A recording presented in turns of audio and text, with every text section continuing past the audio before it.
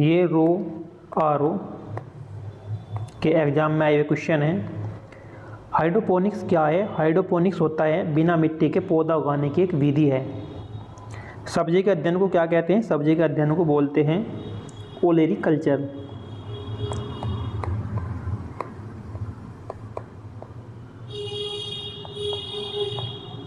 Olericulture बोलते हैं सब्जियों का अध्ययन। और पौधों में कलम लगाने को बोलते हैं ग्राफ्टिंग।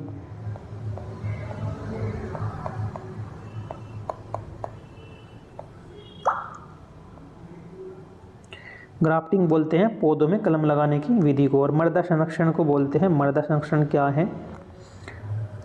मृदा संरक्षण मिट्टी के अक्षरण से बचाने के लिए, जिसमें अपरदन और पोषक तत्वों की हानि भी शामिल है। यह मिट्टी को स्वस्थ रखने और कृषि उत्पादकता, वनों और पारिस्थितिक संतुलन को बनाए रखने के लिए आवश्यक होता है मृदा संरक्षण। मृदा संरक्षण के क्या तरीके हैं? कवर फसलें उगाई जाती हैं। कवर फसलें कैसी होती है? मिट्टी को ढकने वाली फसलें लगाने से कटाव कम होता है और मिट्टी की जो है उर्वरकता क्षमता बढ़ जाती है।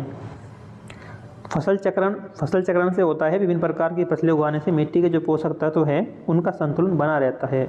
समोच्चय जुताई ये होती है ढलान वाली भूमि पर समोच्चय रेखाओं के साथ जुताई करने से पानी का जो बहाव है कम होता है और मिट्टी का कटाव रुकता है।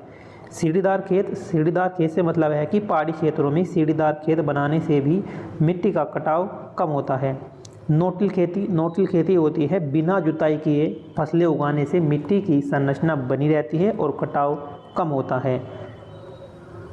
विंडब्रेक पेड़ या झाड़ियों लगाने से हवा के कटाव को रोका जाता है। और जैविक मल्च इसे बोलते हैं पत्ते, घास, अन्य कार्बनिक पदार्थों का उपयोग करके मिट्टी को ढकने से नमी बनी रहती है और खरपतवार का विकास भी कम होता है। रिटेंशन तालाब पानी को जमा करने के लिए तालाब बनाने से पानी का बहाव कम होता है और मिट्टी का कटाव रुकता है। क्या लाभ है मृदा संरक्षण के? क्या लाभ हैं?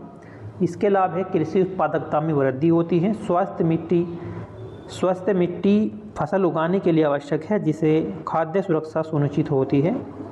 पारिस्थितिक संतुलन मिट्टी, पौधे, जानवर और सूक्ष्म जीवों के लिए एक महत्वपूर्ण आवास है। जलवायु परिवर्तन का मुकाबला मिट्टी कार्बन डाइऑक्साइड को अवशोषित करके जलवायु परिवर्तन को कम करने में मदद करती है। पानी का संरक्षण स्वस्थ मिट्टी पानी को बेहतर ढंग से धारण कर सकती है, जिसमें जल संसाधनों का संरक्षण होता है।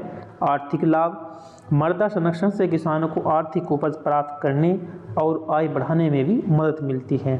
तो मृदा संरक्षण का एक सतत प्रक्रिया है जिसके लिए किसान, वैज्ञानिक और नीति निर्माताओं के प्रयासों की आवश्यकता होती रहती है।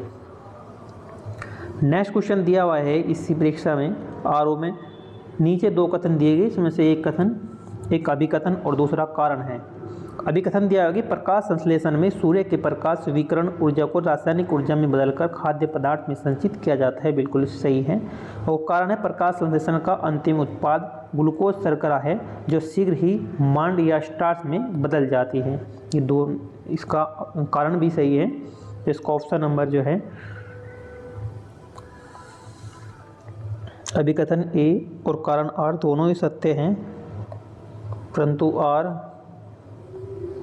अभिकथन ए की व्याख्या नहीं करता, ये नहीं है, पहला नहीं है। हमें अभिकथन ए सत्य है परंतु आर गलत, ये भी गलत है। बी सी में दिया गया है।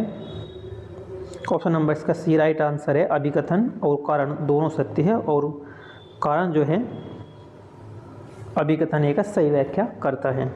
ऑप्शन नंबर इसका सी है।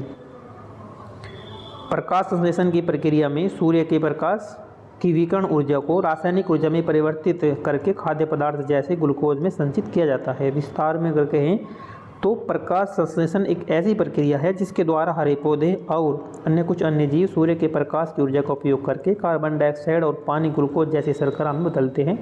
यह प्रक्रिया क्लोरोप्लास्ट नामक कोशिका में ये होती है, जिसमें क्लोरोफिल नामक एक वर्णक होता है जो सूर्य के प्रकाश को शोषित करता है। इस प्रकार प्रकाश संश्लेषण एक महत्वपूर्ण प्रक्रिया है जो पौधों को अपना भोजन बनाने में मदद करती है और पृथ्वी पर जीवन के लिए ऊर्जा का एक प्रमुख स्रोत भी प्रदान करती है। दूसरा जिसमें कारण दिया गया तो प्रकाश संश्लेषण का अंतिम उत्पाद ग्लूकोज शर्करा है जो पौधों द्वारा स्टार्च के रूप में संग्रहित होता है। बिल्कुल ये भी इसका कारण सही था। प्रकाश संश्लेषण वह प्रक्रिया है जिसके द्वारा हरे पौधे के प्रकाश, कार्बन डाइऑक्साइड और पानी का उपयोग करके अपना भोजन ग्लूकोज बनाते हैं और यह ग्लूकोज एक सरल शर्करा है और पौधे में इसे अक्सर स्टार्च के रूप में संग्रहित किया जाता है और जो ग्लूकोज का एक बहुलक रूप है। ग्लूकोज पानी में घुलनशील होता है। क्यों स्टार्च में बदलता है? तो इसमें ग्लूकोज पानी में घुलनशील होता है, इसलिए इसे पौधों में कुशलता से संग्रहित करना मुश्किल होता है। और स्टार्च जो एक अघुलनशील बहुलक है, ग्लूकोज की तुलना में बेहतर भंडारण विकल्प है। यह पौधों को ऊर्जा को अधिक कुशलता से संग्रहित करने और आवश्यकता अनुसार उपयोग करने की अनुमति देता है।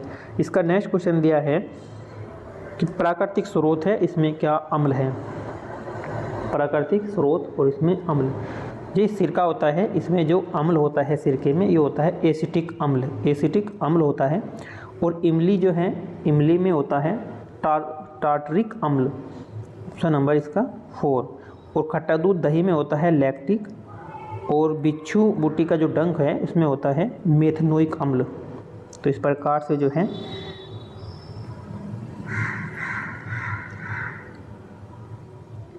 इस प्रकार से ए का तो तीसरा और फिर बी का 4th और सी का है दही वाला दूसरा और डी का है पहला। इस प्रकार से ऑप्शन नंबर इसका सी राइट आंसर है। सिरके में एसिटिक अम्ल पाया जाता है और इमली में टार्टरिक अम्ल और खट्टा दूध जो इसमें पाया जाता है तो वो लैक्टिक अम्ल होता है। नेक्स्ट क्वेश्चन इसमें दिया है कि निम्नलिखित घटनाओं का विचार कीजिए और उन्हें जो है सही कालक्रम में सजाना है। सबसे पहले देखना है कौन सी घटना कब हुई। कैबिनेट मिशन, ये कैबिनेट मिशन कब हुआ था? कैबिनेट मिशन हुआ था 1940 में। 1940 में किया गया था कैबिनेट। और क्रिप्स मिशन हुआ था 1942 में। 1942 में हुआ था भारत छोड़ो आंदोलन। भारत छोड़ो आंदोलन भी 1942 में हुआ था। ये अगस्त में हुआ था 9 अगस्त को और ये हुआ था मार्च को। तो पहले कौन सा हुआ था? क्रिप्स मिशन हुआ था, उसके बाद में भारत छोड़ो आंदोलन। और माउंटबेटन योजना 1947 की है। तो इस प्रकार से हम इसे कवर कर सकते हैं। पहले क्या था? पहले था क्रिप्स मिशन, यानी कि दूसरा सबसे पहले होगा दूसरा, उसके बाद में तीसरा, दूसरा और फिर तीसरा, और फिर उसके बाद में 40 में हुआ कैबिनेट मिशन यानी कि पहला, और फिर हुआ था माउंटबेटन योजना, ये होता चौथा। यानी कि ऑप्शन नंबर इसका बी राइट आंसर था। Option number B. विस्तार से देखते हैं कि क्रिप्स मिशन जो है मार्च 1942 में भारत आया और इसका क्या उद्देश्य था? द्वितीय विश्व युद्ध में भारतीयों का समर्थन हासिल करना इसका मुख्य उद्देश्य था क्रिप्स मिशन का। भारत छोड़ो आंदोलन ये अगस्त में हुआ था 1942 में, महात्मा गांधी जी के द्वारा शुरू किया गया था। इसका उद्देश्य था कि ब्रिटिश शासन से भारत को आज़ाद कराना। और कैबिनेट मिशन ये 1940 में भारत आया था, जिसका उद्देश्य भारत के लिए एक संवैधानिक ढांचा तैयार करना था। Cabinet mission. माउंटबेटन योजना ये 1947 में ब्रिटिश सरकार के द्वारा प्रस्तावित की गई थी, जिसमें भारत के विभाजन और स्वतंत्रता की रूपरेखा दी गई थी।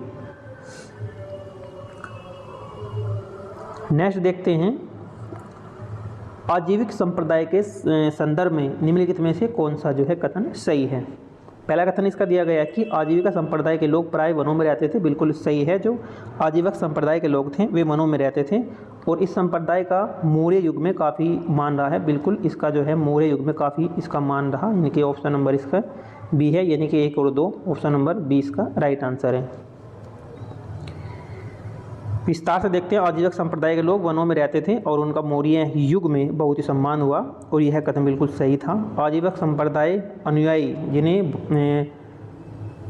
जिन्हें शमन भी कहा जाता था और ये वनों में रहते थे और तपस्या करते थे। मौर्य शासक विशेषकर बिंदुसार और अशोक ने, जो मौर्य शासक थे बिंदुसार और अशोक ने इस संप्रदाय को संरक्षण दिया और उनके लिए जो है गुफाएं भी दान दी थी उन्हें। आजीवक संप्रदाय का जो दर्शन था, आजीवकों का मानना है कि सब कुछ नियति द्वारा निर्धारित है और मनुष्य के कर्मों का कोई प्रभाव नहीं पड़ता। इनका जो इन्होंने एक सांप्रदायिक दर्शन जो दिया है, इन्होंने कहा आजीवकों का मानना यह था कि सब कुछ नीति के द्वारा होता है, मनुष्य के कर्मों का कोई प्रभाव नहीं पड़ता। ये आजीवक संप्रदाय ने कहा। मौर्य युग में क्या महत्व रहा मौर्य युग का ना? मौर्य युग में विशेषकर बिंदुसार के शासन में आजीविकों का संप्रदाय काफ़ी फला फूला। संरक्षण, मौर्य शासकों ने आजीविकों की गुफाएं दान करी और उन्हें जो है संरक्षण दिया, जिससे उनका संप्रदाय फला फूला। बाद में पतन हुआ। बाद में जैन और बौद्ध धर्म के उदय के साथ जब जैन और बौद्ध धर्म का उदय हुआ तो आजीवक संप्रदाय का प्रभाव कम होता चला गया, पतन की ओर चला।